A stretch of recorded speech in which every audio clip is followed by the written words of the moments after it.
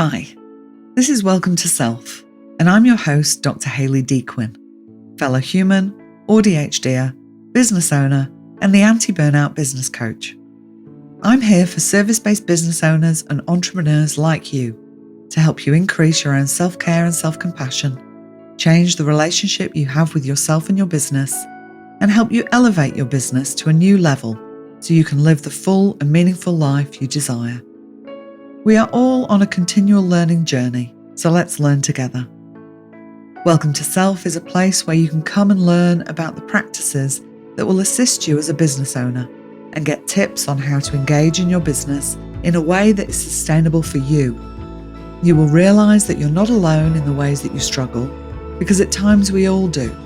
And I'm happy to share with you what I've learned through my own struggles and my experiences of running businesses. You can join me as I chat to wonderful guests and have your curiosity piqued about various topics. And I'll also bring you solo bite-sized business episodes that can easily fit into your day. This is a place to remember that you are human first and have different tasks in your business and different roles in your life that need your attention. And for that, you need to take care of yourself in the best way you can. This is a place of nourishment, growth, and helpful information. A place where you can learn ways to assist you and your business to thrive. Because remember, if you thrive, your business will too. Now let's get to the episode.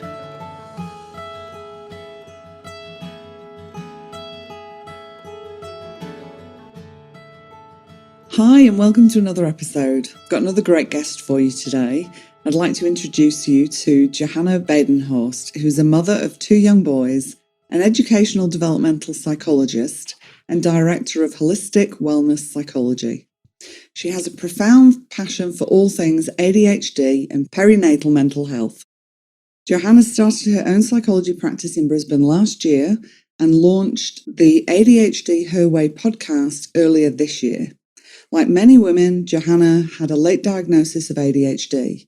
So her own lived experience has fueled her passion for ADHD advocacy and to support other ADHD women experiencing chaos to find clarity and community. So I'd really like to welcome Johanna to the podcast. Hi, Johanna. Thank you so much for joining me. No, thank you so much for having me. It's a real honour. Fantastic. So tell us a little bit about, you run your own practice, but tell me a little bit about what it was that led you to becoming a psychologist, and then why your own business. Sure. So I had always had a passion of, supporting people. I knew that, through my disability support work, I was, finding that really invigorating, and that's why I was studying. I guess I took a little while to figure out exactly what I wanted to do. I initially started out doing forensic science. I was really CSI obsessed, and Yep. I thought that, being a forensic investigator and eventually forensic psychologist may be exactly the calling for me. Little did I notice about 1 or 2 in Australia, in all of Australia. So that idea went out the window pretty fast. But then I did the criminology and psychology kind of double. So I was really interested in, working with offenders, but I eventually worked out that no, my passion was really working with really early intervention, I suppose, as in really early on in the kind of development. So I ended up really getting passionate about working with parents and babies was kind of where my passion really lied. And then I, got a role in a perinatal clinic, and after having worked in education for many years as a school psychologist, and I knew that wasn't quite exactly what I wanted to do, but once I went into private practice, I was like, I really love this. And after having had 2 of my own, I decided that in order to get the flexibility and the freedom and that I really wanted, and allowing me to work exactly with the clientele that I was really passionate about working with, I decided to go out on my own last year. And it was a really good decision. I'm really glad I did it. Yeah, congratulations. Setting up your own practice is no mean feat. There's a lot to it, isn't there? So Yes, absolutely. you've kind of gone to university, you've done some disability work, support work whilst you're at university, and that really fueled that this was the kind of right sort of helping profession is what you wanted to do. Yeah. And then Yes. you'd had different experiences as a psychologist. But I love that you'd said, you realised that if you wanted to work with the clientele you wanted and you wanted the flexibility that was going to work for you and your family, that it really was that decision, like, I need to do this myself, make the decisions for myself and create the business the way it's going to work for me, yeah? Yeah, absolutely. Yeah, I found that once I made that jump, and I guess it was hard at the beginning to kind of, trust that it was the right decision because I was on mat leave at the time. So Yeah. it was a bit scary to go into that like wholeheartedly and just trust the process. Yeah. So it took a lot of background work, and it was kind of good timing in a way because I had the ability to kind of set stuff up in the background Yeah. and then, jump into it and just hope that, some people, I guess most of whom found me through social media or, via online kind of platforms and that. I found that my books filled fairly fast, but exactly with the people who I wanted. And again, that niche of working in perinatal mental health from the beginning and really Yeah. not, I guess, broadening it too much because I really wanted to attract, yes, especially, the mothers, but also initially, or women's health as well. But Yeah. I was very adamant about that. And I was a bit scared that that niching so much might do more harm or it would make it harder to actually feel the books in a way, like I had enough clients to see that it would be sustainable. Mm. But in fact, it actually worked in my favor because I became, I guess, a bit more known for that. And that really helped. And I think that's, a good decision for me. Yeah, absolutely. I mean, you touch a couple of things there. It does take courage, doesn't it? When we're in a situation where things are, perhaps you're being employed by somebody, things are stable, you're going to get a pay packet at the end of every week or every month.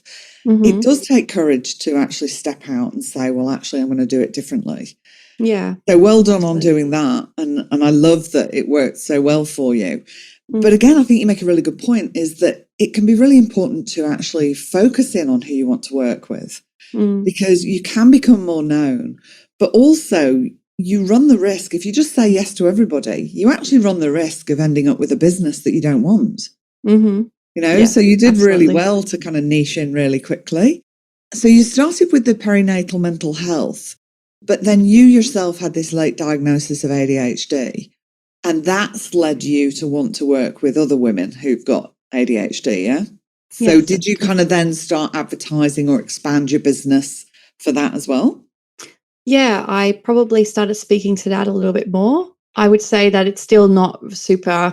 I probably haven't updated on my website anywhere near enough. I suppose I've kind of left it as is, maybe changed a few words on there, but I still have found that despite all of that, people still seem to seek me out for it. Maybe there is certain keywords in there that do come up on the search good enough. But yeah, it's probably all through social media that I've been sharing more content on those kind of topics, and that has probably led to people finding me for that reason, or word of mouth as well.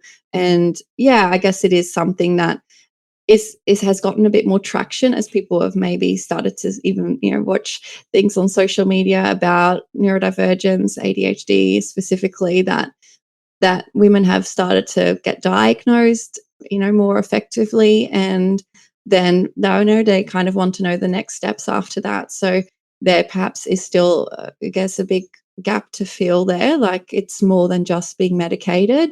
And it is sometimes hard because, you probably know for your training, we didn't necessarily get a whole depth of training of how to work with neurodivergent people. Like I certainly didn't. So it is a bit more of a minefield of okay, well, how do we, have more neuroaffirming practices within our clinic? We've now started to gain a lot more understanding about trauma-informed practice, and there's a lot of overlap there, but still, it's still a different way of working with an individual. Yeah, absolutely. I mean, certainly when I was back at university, the information just wasn't there. We still had these more stereotypical thoughts of what people with ADHD or autism or other neurodivergence kind of looked or sounded like. So things are very much evolving now, and it's great that you've got this practice that can help people with that. So before I move on to ask you other questions, I was just going to say, a lot of business owners we know, and I don't know the statistics, but I would be so curious. And I'm not expecting you to know them either, by the way. We know that a lot of people who go into entrepreneurship and business ownership, there's a high percentage of people who are neurodivergent, which makes sense, right? Because it's hard to kind of work within the confines of a very neurotypical kind of workplace. So I'm imagining many of the people listening in on my podcast would be neurodivergent or suspecting perhaps. So what would be your advice to somebody who's kind of listening and thinking, oh, ADHD, neurodivergence, maybe that's me. What should I do next? What would you say to them?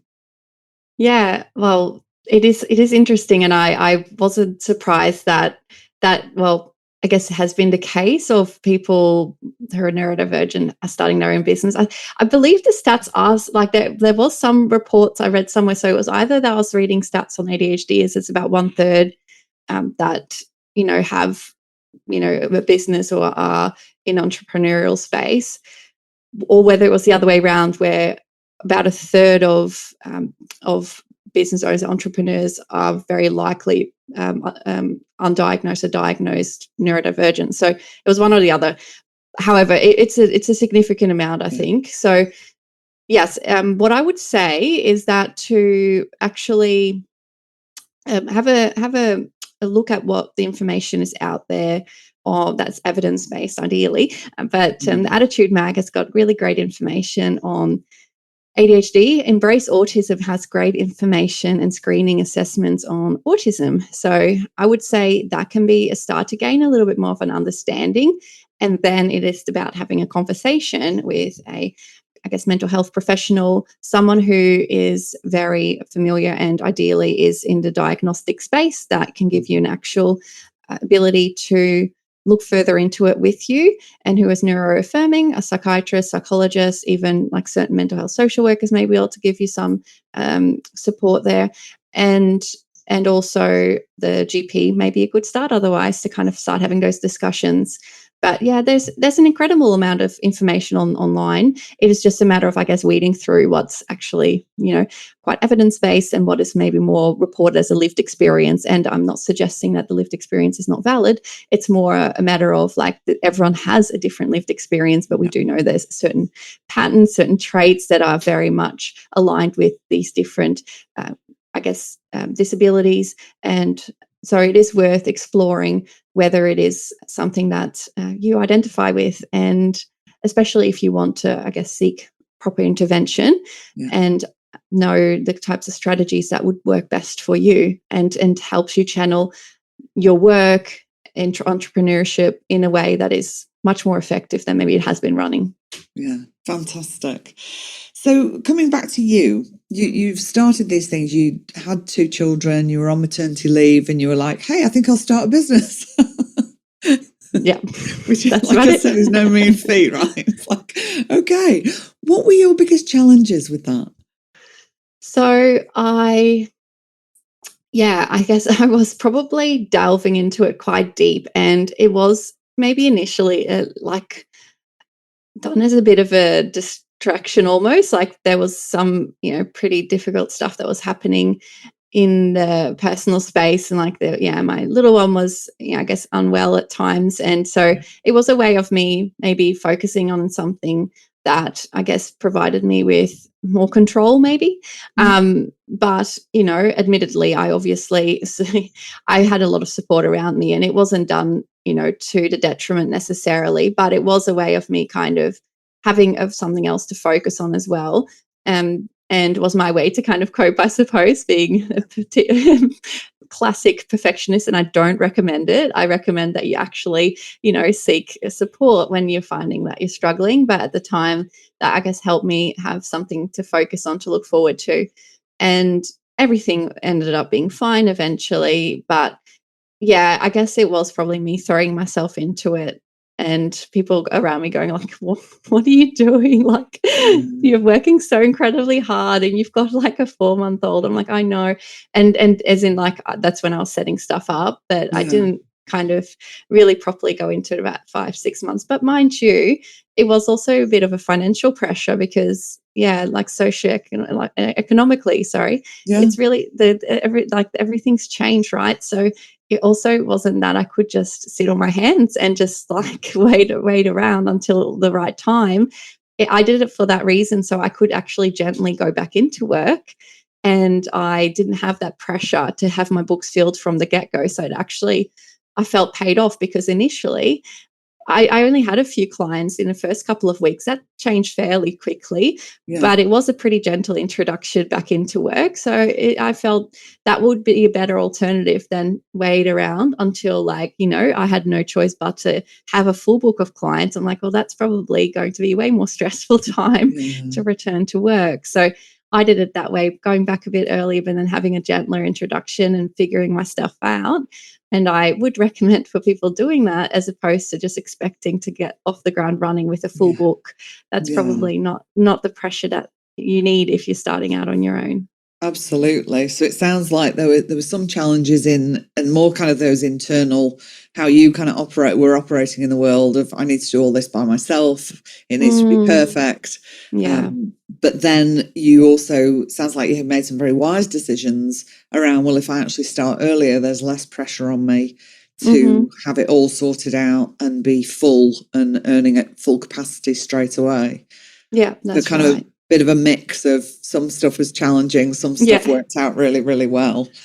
Yeah, and I guess I worked out, like, once I took the pressure off a little bit and I kind of committed to a date, like, that was helpful. But yeah, I probably did put a lot of pressure on, like, having the website looking, like, amazing from the get-go, and doing a lot of it by myself. Like, there was a bit of that financial pressure not to be able to delegate from early on. So it did come at a cost, like, to have to try and figure out a lot of it on my own in a way. But yeah, but I did seek, I guess, support a couple of months in, because I realised that I couldn't just function at that capacity and still, be able to run all the background stuff as well, just entirely on my own. So support as in somebody to help with like some of the Virtual background admin assistants. and things. Yeah, that's right. Yeah, fantastic. So that's really important, isn't it, to have support, whether it's actually practical support in terms of somebody doing the tasks, or support in terms of actually somebody guiding or mentoring you, or supporting you with your mental health, or support, absolutely. whether it's getting help in at the home, whatever it might be. We can't always do everything by ourselves. Although I know for myself, I used to be like that. It's like, no, I can do everything and I will. And then I crashed and burnt and went, okay, maybe you Burnout. can. It's like, maybe that's not very sensible. Yeah. No, that's right. So how do you manage all those roles? Because you are a business owner, you run your own podcast, you've got 2 children, you're in your relationship with your partner. Like, how do you manage all that? Yeah, it's a real juggle, I can tell you that. And you know about it yourself. Like, can be quite taxing, and boundaries are really hard to navigate and to maintain in a way that is healthy for everyone. And so I guess they need revisiting all the time of, like, am I, putting the amount of hours in my work that is sustainable, that I want to. And so, and also having regular check-ins with my partner about, like, how the household's running or not running so well. So that's probably what's dropped for me, is, like, I'm already not someone who is a housemaker at the best of times. I'm happy to admit that. I'm very much, like, love the parenting side of things, but actual, like, chores around the house, I mean, I could really do without. And and it's something that I really need. My own therapist was even like, honestly, like, maybe the best thing you could do is just to invest in a cleaner. And I've obviously been procrastinating on that too. And so it is something that I know I need to, because that is something that doesn't inspire me and would be an easy thing to outsource, so that at least that big thing's taken off my shoulders, because that tends to be a bit of a contention point in our household. Because that, like, sharing that load and figuring out, like, a fair division of labor. I mean, all those things play a part. And yeah, it does take time and a lot of checking in with one another throughout. And it's going to maybe lead to some disagreements at times. But I guess that's all part of, figuring this out. It's normal to have these moments where you need to come back together and is this working? What's not working? Because situationally things change. Yeah. Kids take up more activities. I mean, you need to be realistic about what you as a family can commit to and whether it's not worth the, I guess, cost in time and energy to overcommit to things. And, that needs to, I guess, be constantly revisited. Because otherwise, people within the family are going to burn out, or it's going to lead to, more difficulties kind of managing your own work-life rhythm, I prefer, as opposed to balance. Same. I don't think there isn't a balance, isn't it? I mean, things in No. equal proportion, that's not going to happen when you're trying to do life. I call it a work-life blend. Blend is also a good one. But I love that work-life rhythm as well. So, and when the rhythm is really out, that's probably when you notice yourself being more exhausted, feel more disconnected. And when it's in flow, I suppose that's when you come into work, feel more energized, come home, you feel that you can give that the space that it needs and the connection with your kids, and your partner.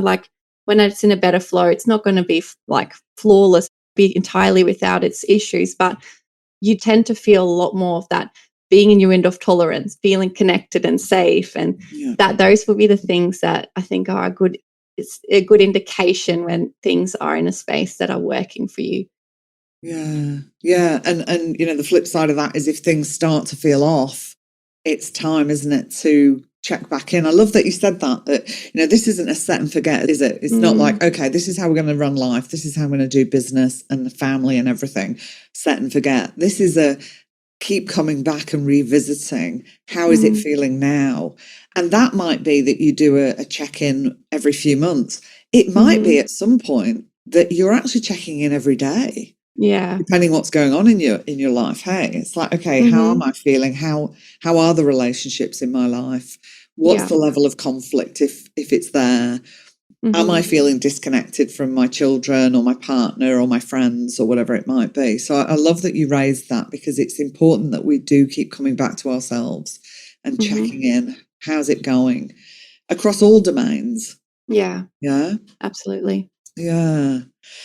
So in terms of support you have in your business, how important do you think it is to have a community of people around you that are perhaps other business owners or entrepreneurs that understand what you are doing and the goals you're trying to achieve in your life? Because I do think it's different when we're self-employed compared to an employee mindset. So what are your thoughts on that? Yeah, I think that has gotten me through and has made me feel as connected and supported as possible. I would not have been able to be in this position where I am now if it wasn't for a lot of my colleagues. And I call them colleagues. They're technically people I've met through Instagram, like yourself, who I've since connected with and I feel inspired by and have collaborated with. And those things inspire me a lot. I find that when I do those things, I feel less isolated. I feel more connected with my fellow psychologists and fellow allied health professionals. And I guess social media for me has made a big difference in having access to that. I know there's a lot of negative kind of connotation and stuff, but honestly, I would feel much more lonely if it wasn't for Facebook and Instagram in my profession as I am now. It's made a world of difference. I chat to people behind the scenes. We just kind of randomly start talking about each other's day. If we see stories come past, or we have, we've connected, a supervision group through that way, a peer supervision group, or we have, I have met people like yourself who do such amazing work, and then I've made some really great connections, and it's made such a difference. Because I probably feel more of that now than I may have even felt that in a workplace where I was maybe in a team where I was surrounded by people who maybe didn't share the values that I did. And that was actually not the most connecting thing in the world. Like you can be in a workplace and you can have a team, but the team does have to be like people. Yes, they can be of varying backgrounds and have different values and belief systems. But at a certain point, like I often felt that, I was a bit misplaced. And now I can surround myself with other neurodivergent people or non-neurodivergent, but it does help me a little bit to feel like myself a bit more. Absolutely. I think you make a good point about social media and some of it's, there's a lot of rubbish out there on social media. Yeah. But I think if we curate what is coming across our feeds Mm-hmm. in a way that is supportive of us, it can be really, really helpful. I like you, I've got lots of people I've never met in real life, but I have really lovely relationships with online. So I do think that's something that's really important. And for me, I have connections with people who are psychologists and allied health, but I'm also in groups where the women are from all different backgrounds of business. They're all business owners, but they are from such a diverse range of businesses. And I find that so inspiring and so helpful because as a business owner, my husband will often say to me, my gosh, you're like on such a learning curve with so many different things. Yeah. And I said to him the other day, I almost feel like I've gone back to university. Yeah. But it's like this mixed subject pool. Yeah. There's so many different things to learn about, running Facebook ads or doing social media, doing marketing, learning about different platforms, doing copywriting, all the things. Not just the things I do in terms of like coaching and the groups that I run, but all the technical things you have to learn, all the stuff that you don't think of when you kind of go to a 9-to-5 job. I feel quite fortunate that my life was very varied before becoming a psychologist. And I worked in an advertising agency. I worked for CEOs of different companies. I did bookkeeping, all sorts of stuff, which has been helpful. And yet there's still so much to learn. And of course, it just changes so quickly these days as well. So I think that sort of stuff is important. And then like you were saying, you kind of connect with people who understand where you're going. And then when you have some of the wins in your business, they are the people that when you tell them about it, they're going to celebrate with you. Yeah, absolutely. Even if it's just the little things that might have happened. Like if I get a speaking gig somewhere and I know the people that I can go to and say, I just got invited to do this speaking event at a conference or something, and they're going to be there with me kind of cheering me on, which is really lovely. Yeah. Yeah. It's so, so important, isn't it? Yeah, no, and I think when you are in those different spaces that contain from coaches that, do bring in so many different people from so many different backgrounds, you learn a lot from other like business owners that have, very little to do with psychology. But at the end of the day, it is there. We have to run with our registry board in mind, of course, but it is really helpful to learn how other people are operating, because we as psychologists probably don't get taught enough about what it's like running a business, or at all, really, to be honest. No, not at all. So which really puts us on the back foot a bit, as to kind of survive in a way, or so as a business owner, it's really hard to kind of navigate that stuff when, and it's probably for a lot of allied health, it's not their priority to teach us what that involves, but it's a crucial part of being a business owner as a psychologist, to actually understand the workings of it and how to actually make a sustainable business that doesn't burn you out. Those should be skills taught, right? Oh, you're not going to get any argument from me, of course. Yeah. This is why I started the work, sort of moving away from the clinical work. And I'd had so many psychologists that I was working with in supervision who started to ask me, how do I want to start my own business. What does that look like? I had such a strong early kind of work history in admin, bookkeeping, that kind of thing. So for me, it didn't scare me to start up on my own. Unfortunately, I'm married to a man who's been working for himself his whole life as well. So he does well in business. So I had that support, but I just felt so passionate when people were asking me about it. And then, of course, because of my own burnout, it was really important for me that when I was talking to people about starting businesses, it was really about start with your own well-being in mind. So as you build that business, you are building it so it's sustainable, and you're going to be doing everything you can to avoid burnout. So yeah, I'm absolutely 100% with you on that. It's totally my passion area. So if you were to go back and do anything differently, is there anything that you would do differently in hindsight? If you were talking to somebody and they said, I'm going to do this, what might be something you might do differently? Oh, that's a good question. Just trying to think.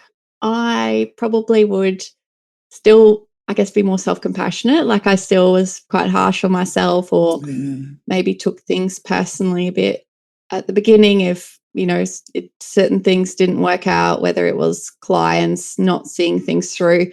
I guess when you're really new to it, you kind of probably do hyperfixate on those things a bit more, because you are worried that maybe you are an imposter after all. And, it is kind of that feeling of like, oh, if they're, not interested in my service any longer, or I wasn't the right fit, am I going to be the right fit for anyone? So luckily it didn't happen all that much. I did find the good thing about when you're working in a niche that you're passionate about and clearly are connected with more, I have found that it made a big difference in terms of retention. But even when that was a little bit looking like, coincidentally, people just didn't have the resources, or maybe it was about the fit somewhat. Like, I guess it's hard not to kind of focus in on that and focus on the negatives and what's not going well. But so having a bit more of a stepping back and looking at the big picture and going, actually, like I'm really content with my values, and that I'm practicing my values, and I will attract the right people and the people that like want to work with me. And also probably having more of a business strategy would be an advantage. I probably didn't. And I think I still don't have a clear strategy in mind. Like I am one of those people that's kind of just does things by the flight of their pants anyway. So I would probably benefit from something like that. So I am, it'll be something I will invest in at some stage soon, because I do recognize that in order for me to like scale even more, or just rejig things from a business perspective as well, to make it even more sustainable and meet the demands of the clients, and it doesn't eat into my personal time as much as it has, that I probably need a better strategy around. So so there's a few things there, isn't there? There's that, pesky little imposter syndrome. I have actually got a couple of episodes, I can't remember what number, I think 38 and 43, but could be wrong, where I've interviewed Dr. Valerie Young and Dr. Jill Stoddard about imposter syndrome. So if anybody listening hasn't listened to those, go and have a listen if imposter syndrome is something you struggle with. But I think being aware that that is something that can show up for ourselves. And you mentioned self-compassion, and again, you're not going to get any argument from me around that. That's totally my passion area. Is how can we be gentle with ourselves? And like you say, zoom back out and remind yourself, you can't possibly be a fit for 100% of people. And part of, we know in the psychology field and in other business areas, it's going to apply as well, is that, that fit and that relationship is going to be a really important part of the work that you do with somebody. And in any business you're in, if somebody isn't aligned or a good fit, then your services are probably not going to be the right for them. And that's okay, because if you were the right fit for everybody, you would be working 24 hours a day, 7 days a week, and you'd be totally burnt out. So it's good that we're not the right fit for everyone. You also mentioned to meet the demands of the clients. And I think this is where you're absolutely right in terms of having a strategy and being clear about what you want to do.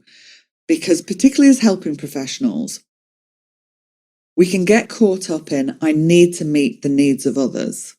But it's so important that we hold the needs of ourselves in that strategy as well. And this is a lot of the work I do when I'm coaching people, all within my group coaching program, because otherwise we can get caught up in booking in too many people or taking on too many jobs if it's a different type of business.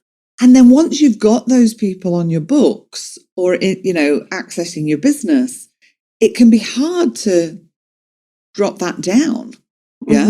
it's easier to pop somebody else back in than it is to just say to somebody, oh, actually, I'm too busy today now. I don't want to work with you anymore. Yeah. Like nobody's going to be doing that. So that stuff is really important. I've always had my own business coach. Obviously, I am a business coach, so I advocate for that. I just think it's really important in terms of people can see your blind spots. People can stand back and look at the patterns that you're perhaps falling into, and just help you bring out that inner wisdom. That for me is always important, because your idea of success may be very different to my idea of success. And it's important that you work with your own idea of success and your own expertise in your own life. But having somebody else to help you do that can be really helpful. Yeah. So it sounds like you've got some plans for yourself kind of to change things up or expand things maybe moving forward. That's really exciting. I'm excited for you. Yeah, thanks. I hope to, delve more into the ADHD space. I've got some things planned with, some colleagues and that as well, around maybe collabing on, getting a program off the ground to service women, also from like a nutrition perspective as well. So I've got a good friend, Kia, who works at Embody Health, and her and I do we have recorded several podcast episodes together and share a big passion. And I am really excited about, what we're creating. We're both ADHD. So we're both the types of people just to go all in, and then, we'll just have to make sure not to burn ourselves out doing it. But I'm excited to create a bit more of an online presence there together. And, probably out of that, whether we continue or I have other ideas in mind, for my own community, especially mothers as well. So I hope to, have more online communities available in a very short period of time. So that is something that, if people are interested, they can ask me more about that to, get involved and to, I guess maybe I would just say jump on my newsletter to just stay up to date as to what is coming out, because I've got big ideas, but I hope to also actually initiate them. Fantastic. And again, having that right support around you to cheer you on, but also to keep you accountable. Yeah. And it sounds like as well for you to make sure that you're not doing too much that you end up burnt out as well. And that's so key, because if you burn out, you're not going to help anyone, right? Yeah. Very, very true. Yes. The more we take care of ourselves, the more we have capacity to help other people and make the impact that we want to make. So I will put your links and things in the show notes. And I think as well, we'll pop the Embracing Autism link and the Attitude magazine link as well that you mentioned earlier, because they might be helpful for anybody that's a bit more curious. You're prevalent on Instagram and Facebook, you were saying? Yes. So, I have my website that, you can visit, and there'll be all my services listed there. I've got my ADHD Her Way podcast that people can listen to, which covers a lot of, ADHD information and has lots of guests, including yourself, that, we discuss all aspects of neurodivergence, neurodiversity, and also strategies and things like that are, very generalized. But, I do work with individuals one-on-one as well. And then, yes, I hope to have more of an online space as well to, support women more broadly, and to, service the community in a way that I think is probably needed, because, there's lots out there, but at times, it's a matter of finding your own community that is really, you feel really comfortable with and you feel really connected with. So for neurodivergent people like yourself, I'm sure that, we felt a lot of times that we haven't had that always. I certainly hadn't at the beginning. So I think that's what I would love to create as well. Yeah. So for people listening, you're based in Brisbane, but do you do face-to-face in Brisbane, but also online? So if people are listening from other places around Australia, they can access you online as well? Yes, that's right. Yeah. So I do have telehealth services, and a lot of people see me all over Australia, and I work across the week. So I tend to have both availability in person here in North Brisbane. I've got a couple of rooms I operate out of, and I can also, see people via telehealth. So, people can reach out. I have some spaces, and maybe once this episode is released, yes, there may or may not be spaces, but still feel free to reach out. And if it's not me, then I can always support you reaching out to other people that, I would highly recommend. So, yeah. Fantastic. So before we finish up, and you did just mention before that I'm on your podcast. So if people are enjoying this one, please jump over to ADHD Her Way and go and listen to Johanna and I talking on that one as well. But before I finish, I always have a question that I love to ask my guests. And that is, if you could meet your 80-year-old self today, what do you think she would say to you? Oh, she would probably say things like, you've done an incredible lot with your life. You've really lived it to the fullest. And I hope you're incredibly proud of yourself, like the changes that you've made in people's lives, even small, and that you've really touched a lot of people, more than you may realize in terms of the reach, and that, I guess, you really prioritized the people who you love, and you hadn't sacrificed that time with them, the quality time you could spend with them, for things like, business and everything else. Like, you really had your priorities straight.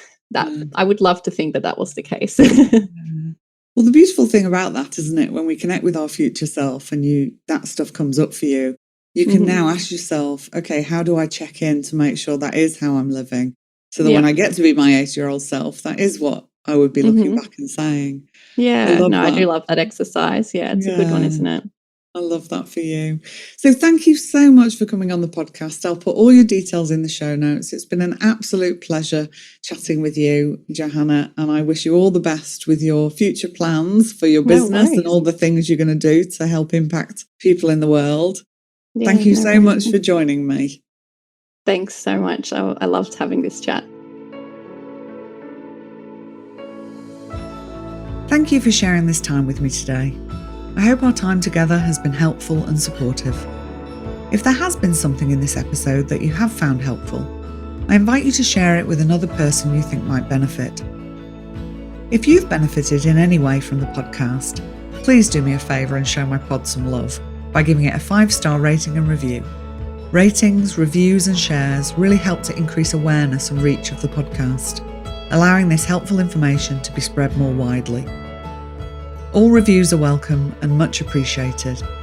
And if you do share on socials, remember to tag me so I can see who's listening, because you never really know over here in podcast land, and I can reach out personally to say thank you. If you'd like to be notified when the next episode airs, please use the link in the show notes to join our mailing list. If you have any particular topics you'd like to learn more about, or guests you'd like to hear from, please reach out and let me know. I'd love to hear from you. Music and editing by Nissa Ray. Thanks, Nissa. I wish you all well in your relationship with yourself and your business. May you go well and go gently. And remember, if you thrive, your business will too.